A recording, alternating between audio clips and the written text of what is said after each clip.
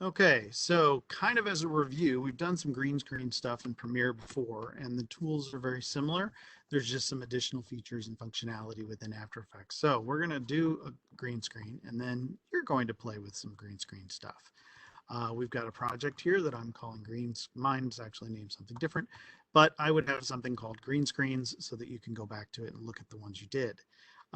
We are going to tinker with the most basic one first. All right. So we have two shots that have been provided to you that I want to use.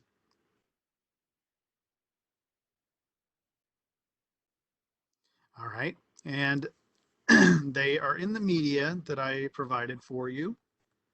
So we will want to import in Car Crash Green, which is from Blade Runner, and it is him flying a car and then crashing down to the ground and dirt being hurled onto the window, onto the windshield.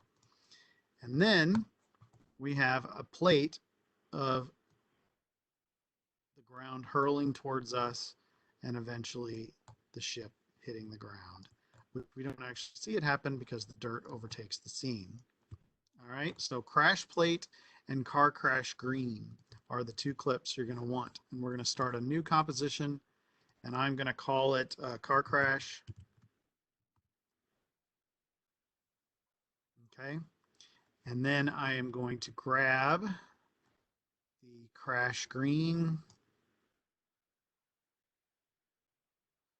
the crash plate. And the plate usually goes underneath or behind the foreground. And then you key out whatever is green. All right, so I'm already looking at this, and my first frame is kind of jacked up. So I'm going to move it over a frame, and that fixes that. That was the car crash green. It was a little bit too far to the right, and the first frame was ugly. Then we have it go down, down, down, and then the dirt hits the windshield, and then we run out of shot. So let's close out our timeline workspace by hitting the letter N and in a sense sort of bracketing off this section, and I'll zoom in so you can see better. All right, so awesome.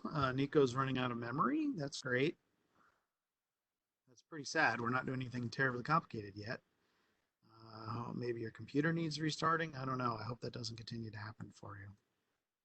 All right, so this is pretty straightforward, right? Instead of his background, this is essentially what is outside of the car window, and the car does a actual practical shake in the camera, and then they throw dirt on the hood. So this is going to work pretty easy. It's pretty stable green. Pretty happy with it. What effect are we going to add? Well, there are several different ways to key this. If I type in key, you will see all the different kinds of keys. I may have some third-party ones here that you don't have, but I'm going to use key light. All right, and I am going to drag that and put it on my crash green shot, basically the shot that has the green in it.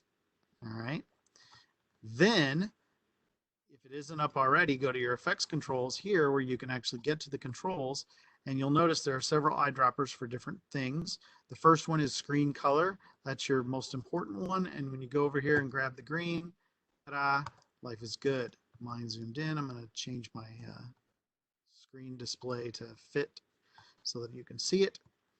And then boom, you already can sort of see what's going on. It crashes, it gets rough towards the end, and the dirt overtakes the thing. However, the bracket didn't set here like I want. So I was off by a frame. Here we go. All right, so look, they line up. They're the same length. It's as if they were made to go together. Isn't that handy? All right, but I don't know about you, but when I just sampled that green, I got a little bit of the headrest in here, and that's kind of screwing up my illusion. So we need to get rid of that. Do I know how to get rid of it? Not really. I just know how to tinker with sliders that are presented to me. So I'm going to go to the screen gain. I'm going to open that and I'm going to play with it and see if that helps me. Oh, it's definitely making it either much better or much worse. So maybe I'll leave it the way it was.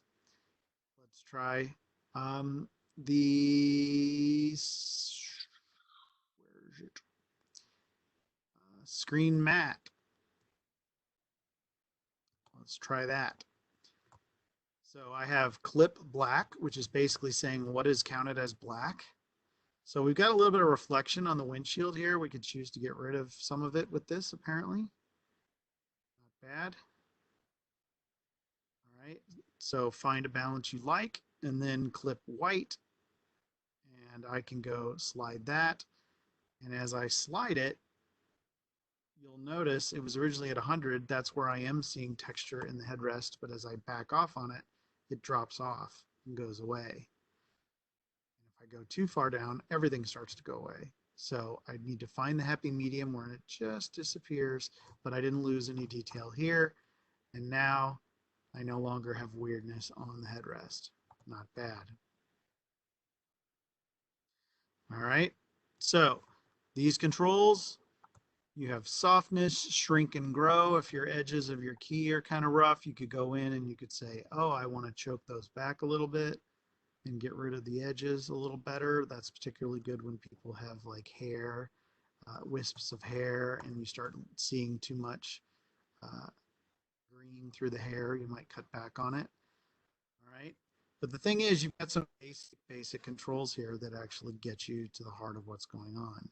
I like the little bit of reflection that I'm getting on here. It's not bad. So that is a basic key. Let's do another one.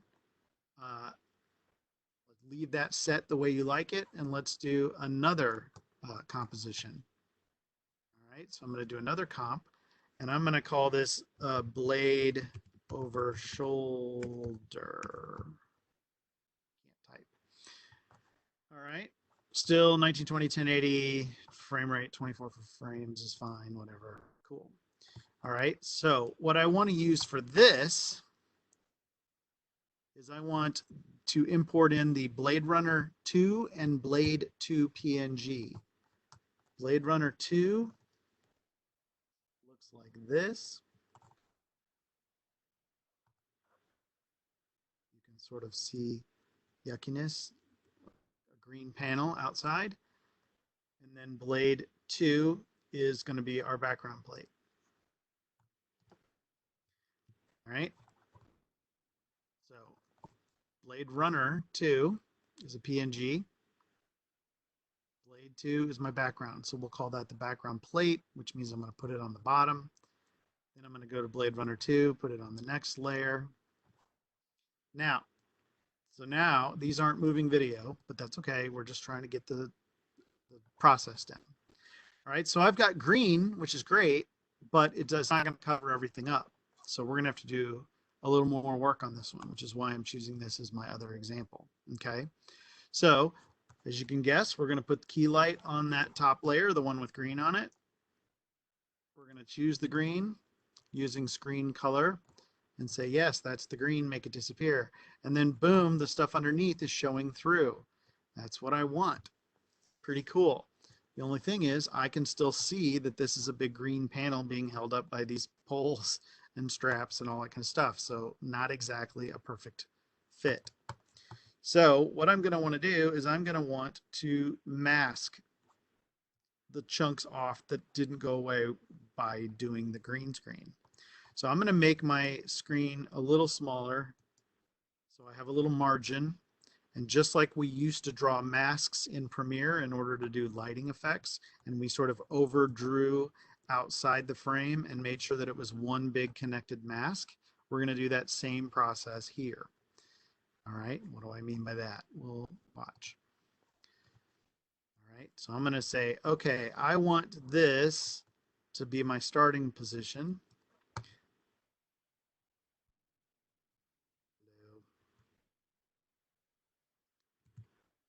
Not what I wanted.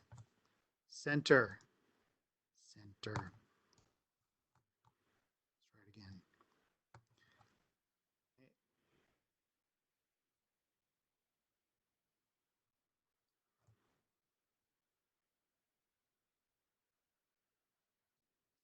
Kind of go around this object because I'm not trying to get rid of this. I am trying to get rid of all that stuff. And then I'm going to make the shape complete by going around and touching it again. And when I do that, it does the exact opposite of what I wanted. Well, that's where our old buddy invert comes up. So if I open the mask controls and I hit invert, boom, now everything's starting to look right. Now we kind of have, I'm going to take the scaling back up. So I'm going to set it to fit so I can see what's going on in here. Now, this line, because this is a junk pile, you can't really tell what is going on. The fact that there's actually a weird mask here doesn't really matter. So what I could do is I could leave it like that, or I could decide, you know what, I'm going to put a couple extra points here.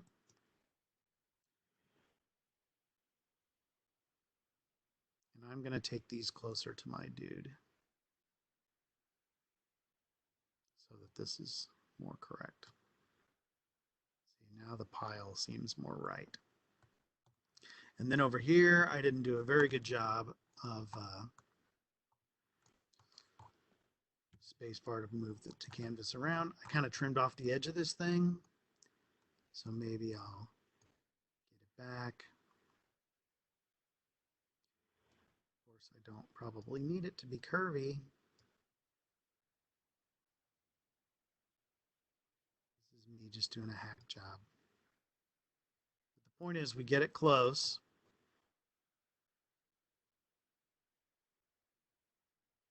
Right? Looks pretty good.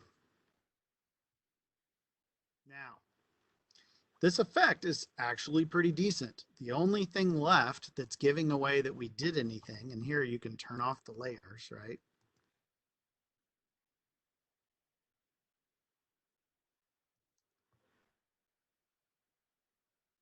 The only thing that's giving anything away to me now is this crap here. The bottom of this sort of tarp. It's ugly. So if I go back to where I can see my mask, I could decide, you know what? I'm going to bring some extra points onto this line. And I'm going to start going down here and I'm going to start fixing this.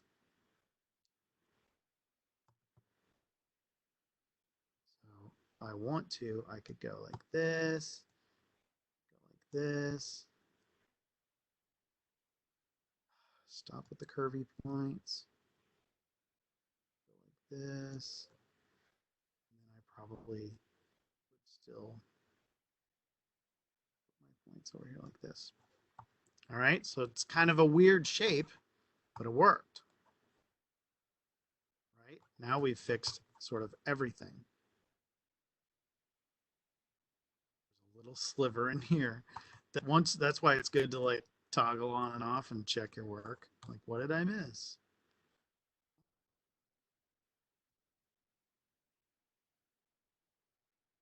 better. So we might have to animate this if he's doing a lot of moving.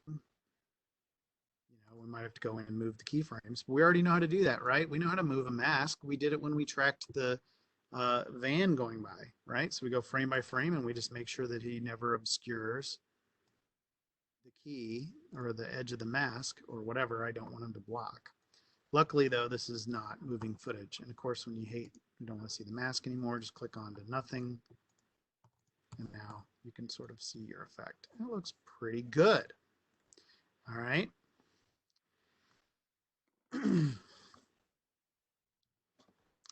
If your background is checkered instead of black, you might need to go into your composition settings and choose a background color here.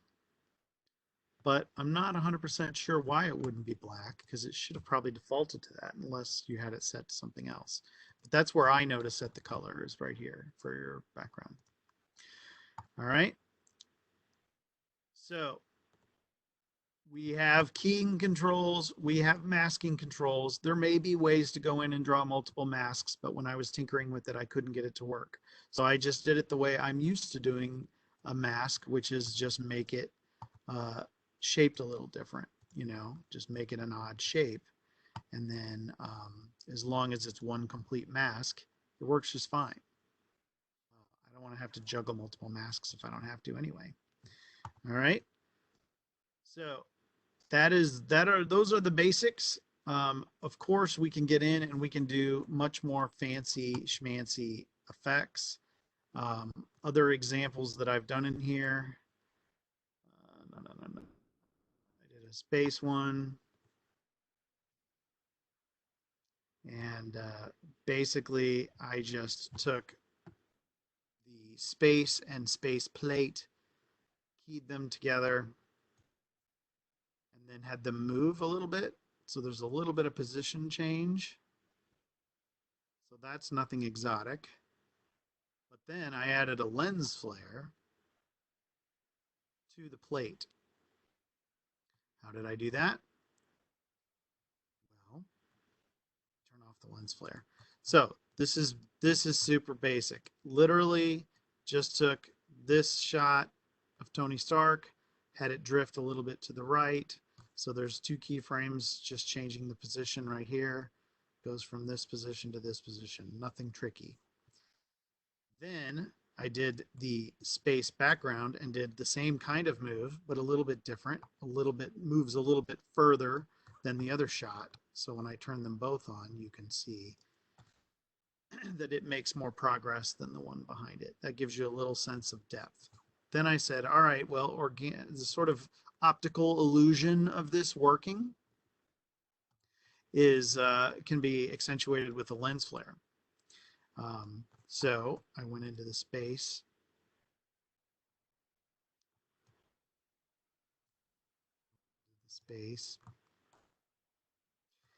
And I added an effect. So I went over to the effects and presets and I did a lens. I looked for lens and then I have some lens flares you don't have.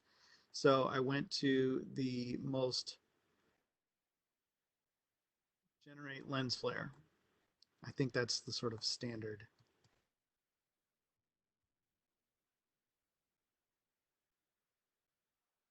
Yeah, generate lens flare. I think that's what I did.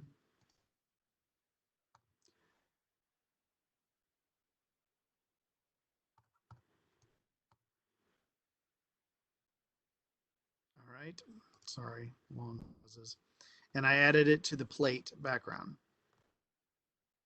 So when I added that lens flare effect, I had the ability then to go up here, change between three different kinds of lenses. Let me turn my effect back on so you can see it. There it is. I picked this one because it was the most obvious that there was flaring going on. However, kind of sucks that this flare isn't in front of this front object. So in a sense, this is actually kind of a botched effect. But you get the gist.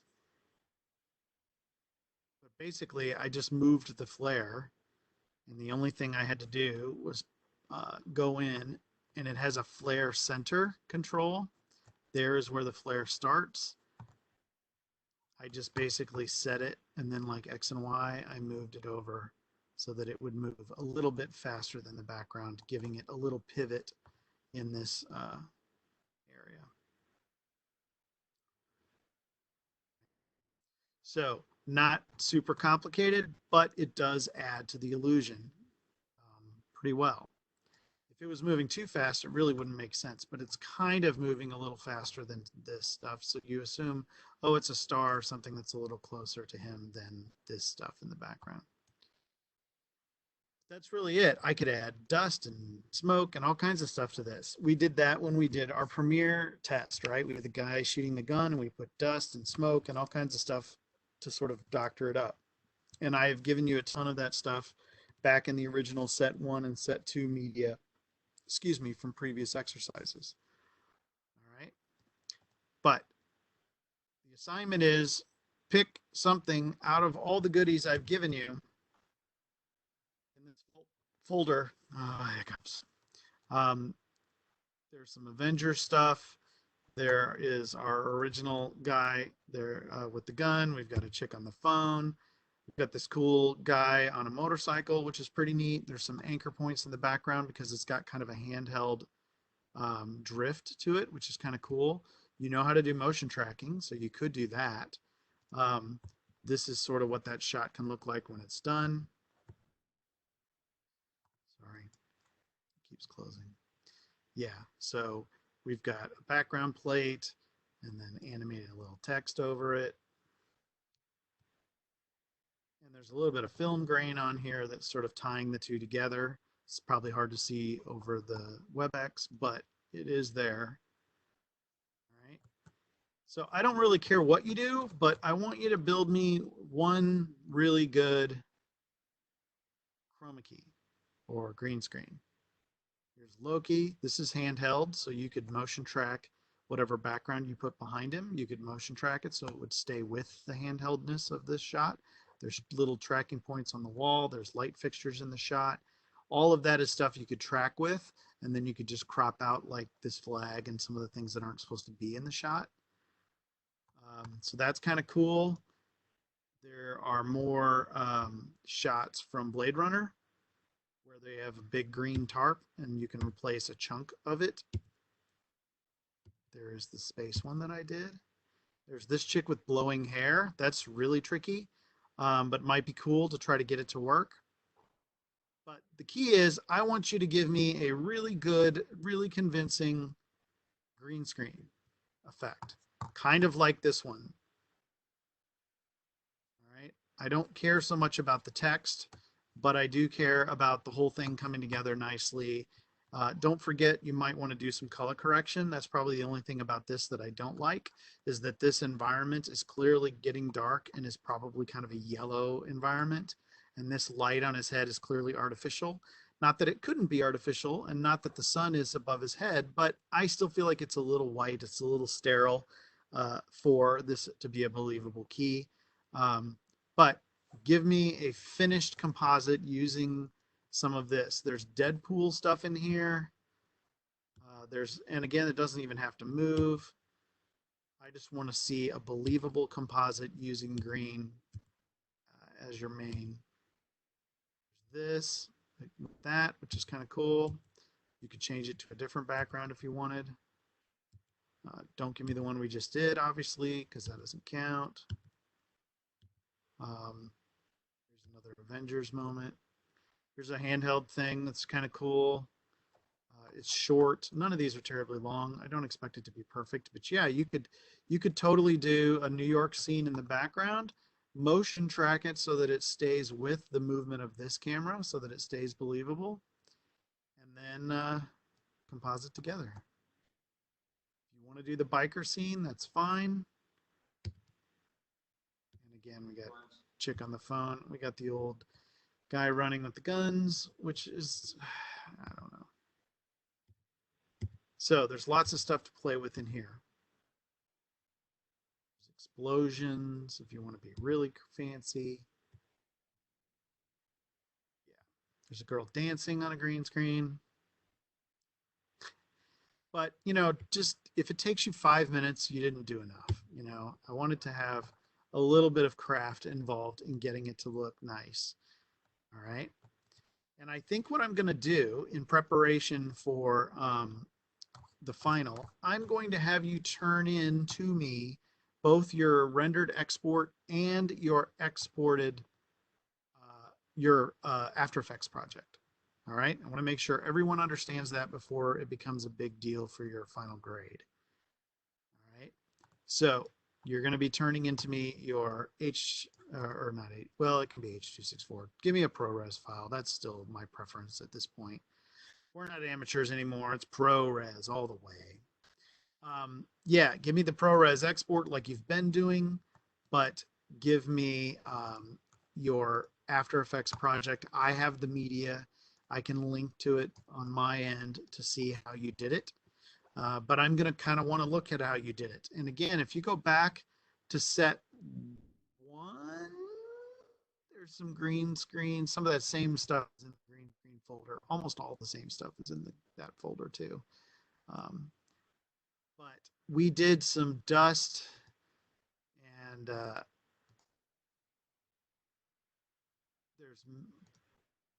there's dust and smoke and all kinds of stuff if you dig back in here.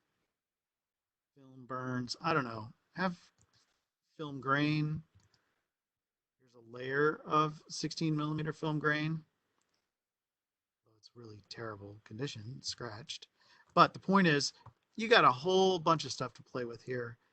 Give me a cool composite and make it believable, even if that believable is it was done a long time ago and the film is damaged now. All right. I think that is the gist of it. There's no point in running you through the ringer this week. You know, this is the sort of final touches of revisiting things we know we can do in Premiere and making sure that we can do an even better job in here. Next week, we will have our first guest speaker. So that'll hopefully be cool. And then you'll have some time in class to work on your final and ask me questions, which is helpful, I hope. All right. So this is our last lesson. And I'm going to stop recording.